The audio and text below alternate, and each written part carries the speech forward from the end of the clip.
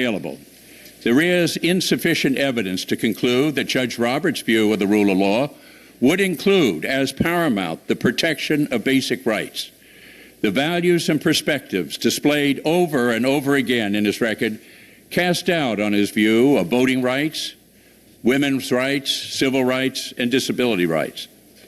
In fact, for all the hoopla and razzle-dazzle in 4 days of hearings, there is precious little in the record to suggest that a Chief Justice John Roberts would espouse anything less than the narrow and cramped view that Staff Attorney John Roberts so strongly advocated in the 1980s. On the first day of the hearing, Senator Cole asked, which of those positions were you supportive of, or are you still supportive of, and which you would disavow? Judge Roberts never gave a clear response. Other than his grudging concession during the hearing that he knows of no present challenge that would make Section 2 of the Voting Rights Act constitutionally suspect, a concession that took almost 20 minutes of my question to elicit, John Roberts has a demonstrated record of strong opposition to Section 2, which is almost universally considered to be the most powerful and effective civil rights law ever enacted. Section 2 outlaws voting practices that deny or dilute the right to vote based on race, national origin, or language minority status, and is largely uncontroversial today. But in 1981 and in 1982, Judge Roberts urged the administration to oppose a bipartisan amendment to strengthen Section 2 and to have instead a provision that made it more difficult, some say impossible, to prove discriminatory voting practices and procedures. And although Judge Roberts sought to characterize his opposition to the so-called effects test as simply following the policy of the Reagan administration, the dozens of memos he wrote on this subject show that he personally believed that the administration was right to oppose the effects test. When Roberts worried that the Senate might reject his position, he urged the Attorney General to send a letter to the Senate opposing the amendment, stating, "My own view is that something must be done to educate the senators." He also urged the Attorney General to assert his leadership against the amendment strengthening Section 2. He wrote that the Attorney General should head off any retrenchment efforts by the White House staff who were inclined to support the amendment. He consistently urged the administration to require voters to bear the heavy burden of proving discriminatory intent, even on laws passed a century earlier, in order to overturn practices that locked them out of the electoral process. Judge Roberts wrote at the time that violations of Section 2 should not be made too easy to prove. Remember when he wrote those words? There had been no African Americans elected to Congress since Reconstruction from 7 of the states with the largest population, black population.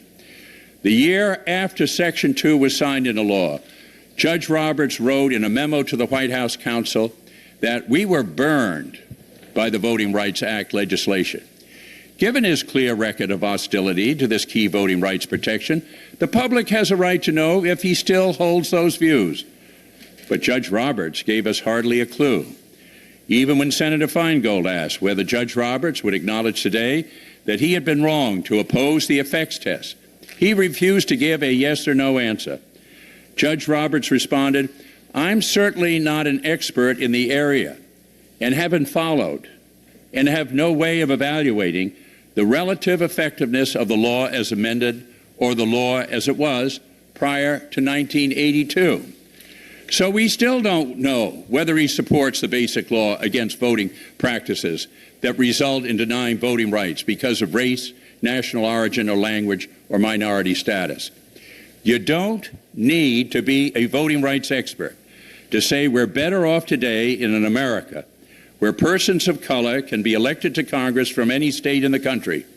You don't need to be a voting rights expert to know that when a problem in 1982, when no African American had been elected to Congress since Reconstruction from Mississippi, Florida, Alabama, North Carolina, South Carolina, Virginia, or Louisiana, where African Americans were almost a third of the population, because restrictive election systems effectively denied African Americans and other minorities the equal chance to elect representatives of their choice.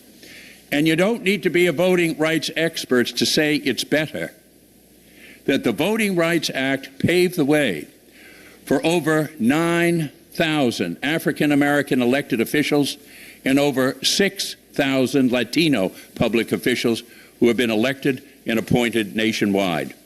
You don't need to be an expert to recognize that Title II has benefited Native Americans, Asians, and others who historically encountered harsh barriers to full political participation. Yet Judge Roberts refused in the hearings to say that his past opposition to Section 2 doesn't represent his current views. Judge Roberts also refused to disavow his past record of opposition to requiring non-discrimination by recipient of federal funds. These laws were adopted because, as President Kennedy said in 1963, simple justice requires that public funds to which all taxpayers contribute not be spent in any fashion which subsidizes or results in discrimination. He supported a cramped and narrow view that would exempt many formerly covered institutions from following civil rights laws that protect women, minorities, and the disabled. Under that view that Judge Roberts had, the enormous subsidies the federal government gives colleges and universities in the form of financial aid would not have been enough to require them to obey the laws against discrimination. That position was so extreme that it was rejected by the Reagan administration and later by the Supreme Court. Although Judge Roberts later acknowledged that the Reagan administration rejected this view, he would not tell the committee whether he still holds that view today. He also never stated whether he personally agrees with the decision in Franklin versus Gwinnett, where the Supreme Court unanimously rejected his argument that Title IX of the Civil Rights Act provided no monetary relief for a schoolgirl who was sexually abused by her teacher. A careful reading of the transcript of his testimony makes clear that he never embraced the Supreme Court's decision to uphold affirmative action at the University of Michigan Law School, nor did he expressly agree with the Supreme Court decision that all children, including those who are undocumented, have a legal right to public education. He emphasized his agreement with certain rationales used by the court in those cases, but he left himself a lot of wiggle room for further consideration of those 5-4 decisions. Finally, a number of my colleagues on the committee asked Judge Roberts about issues related to women's rights and women's rights to privacy.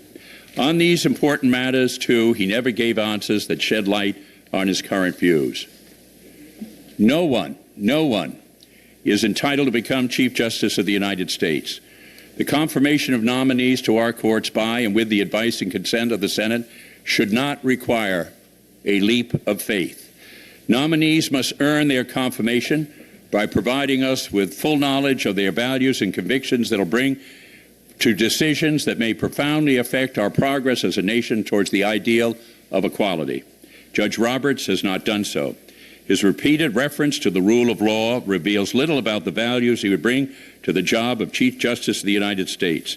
The record we have puts at serious risk the progress we have made towards our common American vision of equal opportunity for all of our citizens.